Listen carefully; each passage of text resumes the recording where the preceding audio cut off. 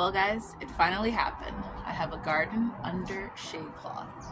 But why did it take me this long to put my shade cloth up?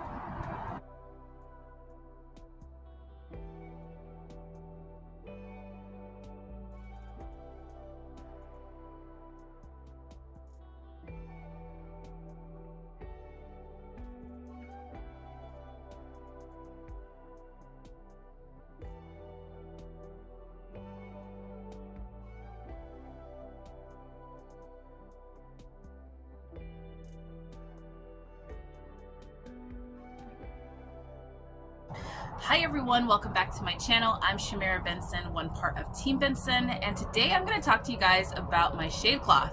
One, why did it take me so long to get it put up? And two, why isn't everything in my garden covered? Let's talk about it. Okay guys, it is a beautiful, noisy morning, and the temperatures are actually really nice, which actually brings me to my first reason why I didn't put my shade cloth up that early. And it's because, I don't know if you guys noticed this, but our nights are still pretty cool. Like, when I say cool, I mean like in the 80s. And that is cool for us desert people. I'm in zone 9B in the Phoenix city, so the urban desert. And 80 degrees is pretty cool for us, like during this time. We actually were, I looked at my videos last year, we were in the hundreds at nighttime during this time.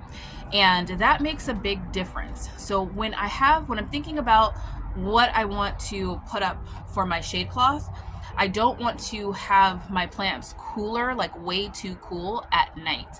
Like, I want them to be able to get used to the heat and be able to get stronger by slowly getting used to that heat versus having shock, where in the middle of the day they're burning hot and then at night they're cooling down way too much. I want it more to be a natural thing. So that's the first reason why.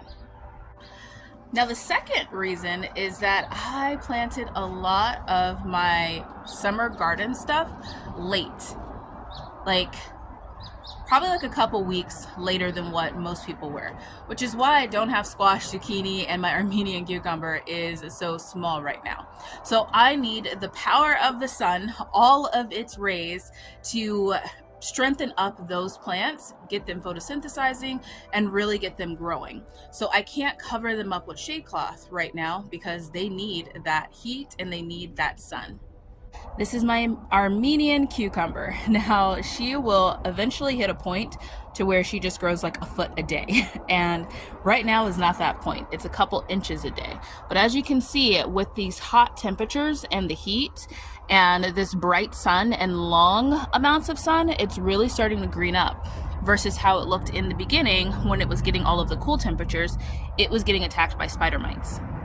And guys, my next reason is I tried to plant things in my garden this year that would appreciate the summer. Now, instead of me battling with trying to keep brassicas and different things like that alive that don't really appreciate being alive during the middle of the summer, like my black cherry tomato, I grew this thing starting in the fall, got over 100 pounds of black cherry tomatoes off this. It was enough to feed several families, including like us, for probably like the next 2 years. But I didn't try growing her in the summer. I grew her at a different time, and now I'm letting her dry out and provide mulch for our garden. Now there's things like this, like my corn here, that doesn't even require shade cloth. It doesn't even need it. Neither does my grape or my amaranth. So things like that, if I'm just planting during like these hot temperatures that are just gonna appreciate this hot weather, I don't need to cover it up. So there wasn't a rush for me to cover up all of my plants and make sure that everything was covered in shade cloth. Because if I had tried shade clothing these corns, they would have never gotten this tall. And let me show you, started producing little baby corn cobs. How exciting is that? For those of you guys that know, you know, I struggled with corn, but this year it is looking promising. So what I want you guys to get out of this video is that gardening is not cookie cutter. It's gonna decide You're going to decide what is best for your garden based on your environment and your ecosystem that you create.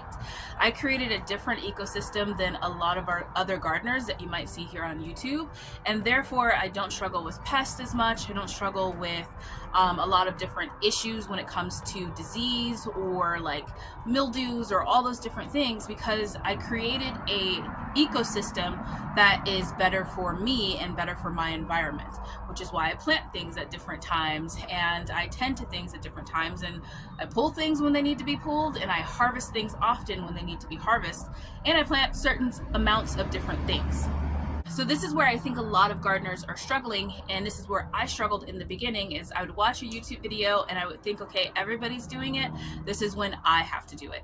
And I would say that even when watching my videos, you should use these videos as suggestions. Look at how different things are growing, look at our conditions, look at what our results are, and then decide what's going to be best for your garden. So I hope that this video was helpful for you guys. My garden is now having its little shade cloth moment, and we're almost to the end of June before that happens, which is pretty much unheard of. But when the weather changes, you change with it. But until next time, grow yourselves a garden, because even a small space can provide you with tons of food. Bye guys.